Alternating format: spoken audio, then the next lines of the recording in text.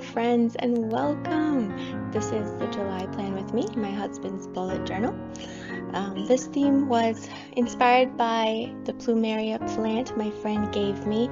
Just a branch she just broke off the tree in her yard, and in order to make it regrow, you have to take off the leaves and it'll focus on the roots. Well, the leaves were so beautiful, it really gave me the idea to just take some color and use it as kind of a stamp because of the texture, the ribbing that it has, and I'm quite pleased with how it turned out.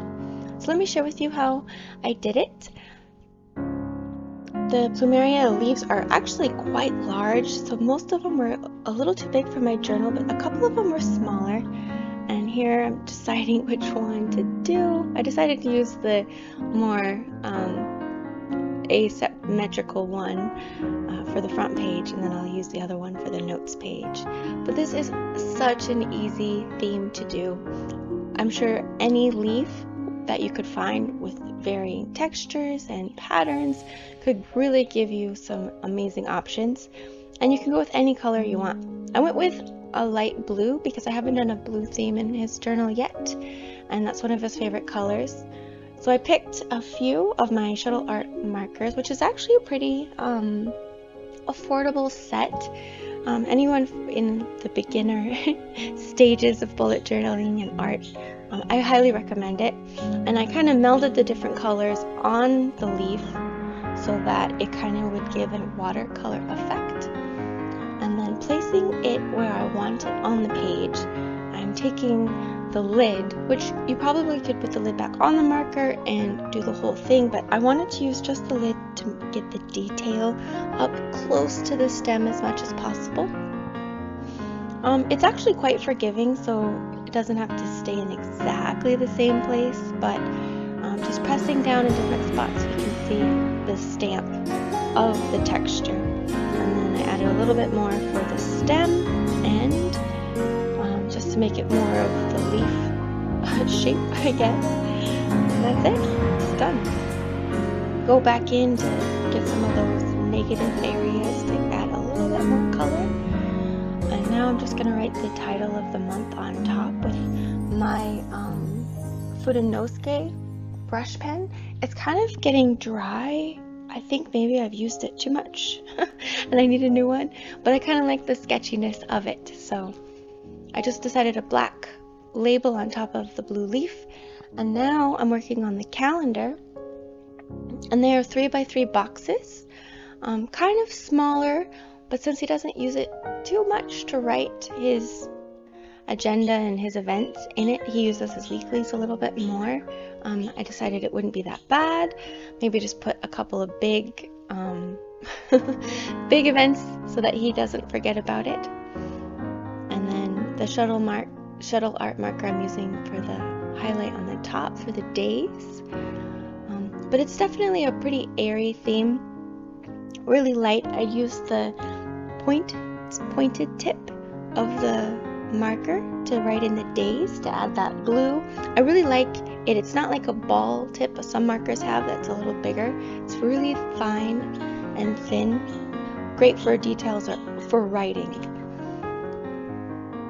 Just to add the days of the week. And I do make a little mistake here because he likes his calendar from Sunday to Saturday, and that's the dates. The dates are correct, but I put the labels wrong. I use a Monday to Sunday calendar myself, so that's a little bit tricky when you're doing journals for other people.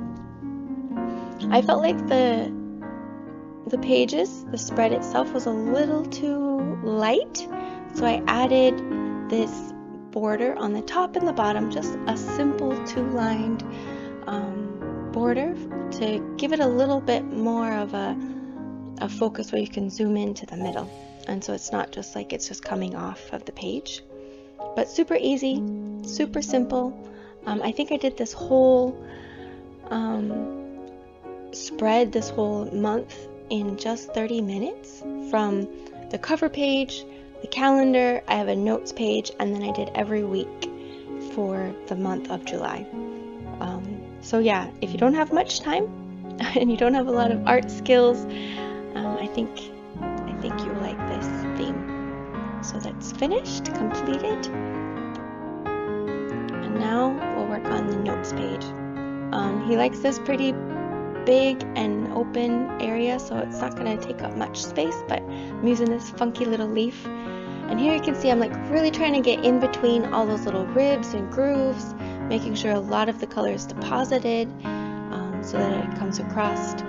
And it makes it easy that nothing is very specific. I just kind of look for the dry spots and add some in really around the edges. And yeah, I like the 3 colors together because it does make it all meld to be like that watercolor effect.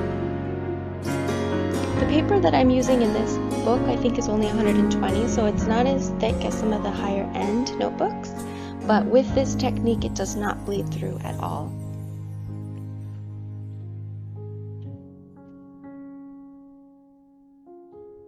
It seems like the stem is a little bit tricky, like I always have to come in with it at the end. And it is nice to be able just to lay it back over on top again and press down just those few little spots that are needing a little more color.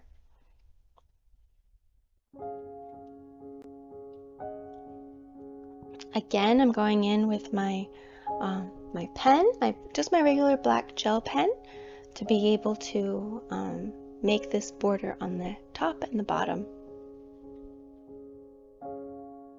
I like this 2-line method because then it's perfectly imperfect, as the one YouTube creator, Shada Campbell, says, that he doesn't have to be so specific.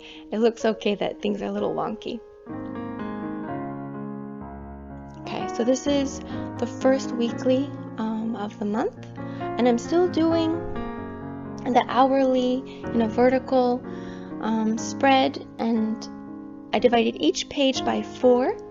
So 7 of the slots will be filled with the days, and then on the edge I have just the week title. But since these long plumera leaves are so beautiful, I decided to put it up at the top of the spread itself. You'll see here in a minute, but it does cover the page quite a bit. I think this was my favorite leaf out of all of the ones. Like, it's just so crisp. Really stamped nicely.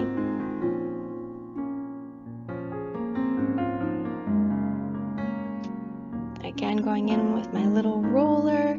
I think there's different tools people could use. I've seen them with little handles, and that would be really convenient. This was a little hard to finagle every once in a while. But since it's such a forgiving, art print, it's not that hard. Going back in with my stem. And I feel like the tip needs a little bit more, so I go in again with that. Just to add enough color.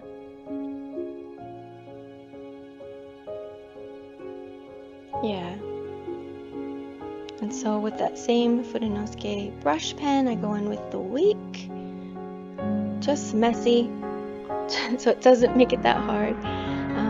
Doing the hours of the day from 8 a.m. to 8 p.m. And here's a little hack that I like. When I get to 1 o'clock, I'll go across the page, and then that way I don't mess up, except here I messed up because of the dot grid.